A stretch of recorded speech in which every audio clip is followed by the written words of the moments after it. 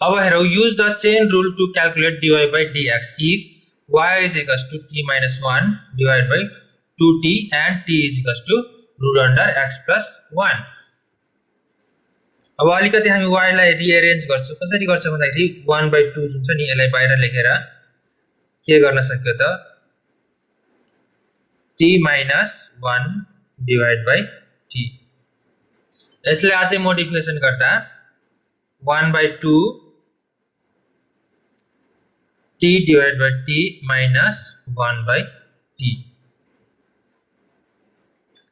त्यसै गरी 1/2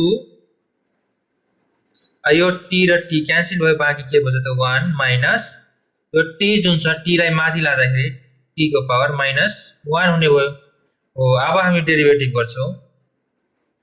अब हामी y इक्वल टु कति आयो त 1/2 1 माइनस t को पावर माइनस 1 आयो भनेपछि अब यसको डेरिभेटिभ गर्दाखेरि dy by dt निकाल्दा 1/2 कन्स्ट्यान्ट हो त्यही भएर d 1 minus t को power minus 1 divided by dt अब यसलाई गर्दा 1/2 d1 by dt minus dt को power minus 1 divided by dt त्यसै गरी 1/2 d1 by dt भनेको कति हो त 0 minus dt by dt को पावर minus 1 by dt भनेको minus 1 t को पावर minus 1 minus 1 त्यसै गरी 1/2 अब 0 0 हुने 0 भइहाल्यो यसलाई हामी लेखिराख्नु पर्दैन माइनस माइनस प्लस हुने भयो त्यो 1 into t को पावर minus 2 हुने भयो त्यसै गरी अब 1/2 into t को पावर minus 2 छ यसलाई प्लस बनाउनलाई हामी t को पावर प्लस 2 गर्छौं किनभने मुनि जाँदाखेरि यो प्लस 2 हुन्छ अब त्यसै गरी 1/2t स्क्वायर भयो अब एउटा कुरा हामी के हेर्छौं भन्दाखेरि हाम्रो t को भ्यालु कति रहेको छ रुट अन्डर x plus 1 भनेपछि t को ठाउँमा हामी के लेख्छौं 1/2 root under x plus 1 को होल स्क्वायर छ स्क्वायर र रुट क्यान्सल भयो बाँकी के बच्यो त 1/2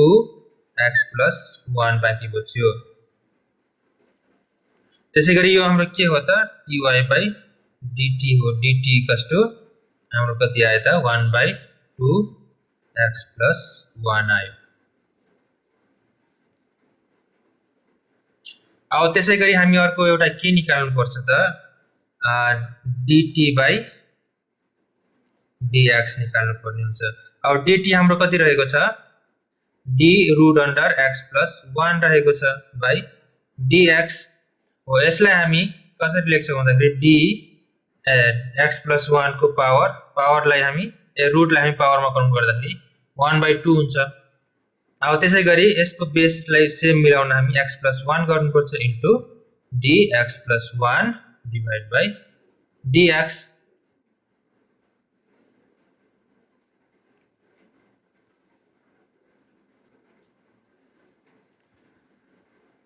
त्यसै गरी अब यसको डेरिभेटिभ गर्दा 1/2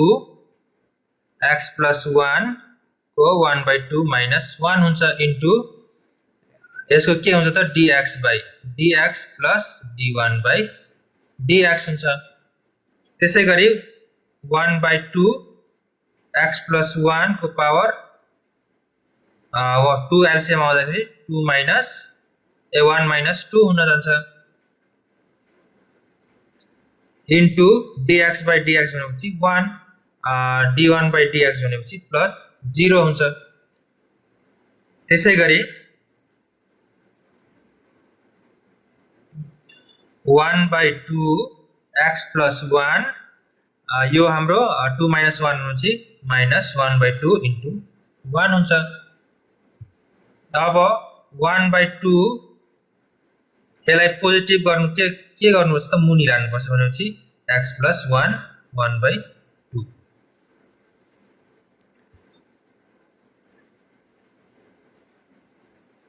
अब यसलाई अहिले यति छोडौं, कतिसम्म छोडौं भन्दाखेरि अब हामी dt by dx कति निस्क्यो त 1/2 x plus 1 1/2 निस्क्यो। हो हामी यसलाई चाहिँ अहिले यतिसम्म छोडौं। अब हामीलाई के निकाल्नु छ भन्दाखेरि dy by dx निकाल्नु छ। dy by dx हामी के हुन्छ त dy by dt into dt by dx हुन्छ। फेरि यो क्यान्सल भएपछि यति नै आउँछ equals to dy by dt भनेपछि कति छ हाम्रो dy by dt हामीले निकालेको छौं 1/2 x plus 1 निकालेको छौं। यहाँ हेर्न सक्नुहुन्छ, यहाँ निकालेका छौं। त्यसैगरी dt by dx भनेपछि कति निकालेका छौं हामीले इन्टु 1/2 x plus 1 को 1/2 निकालेका छौं।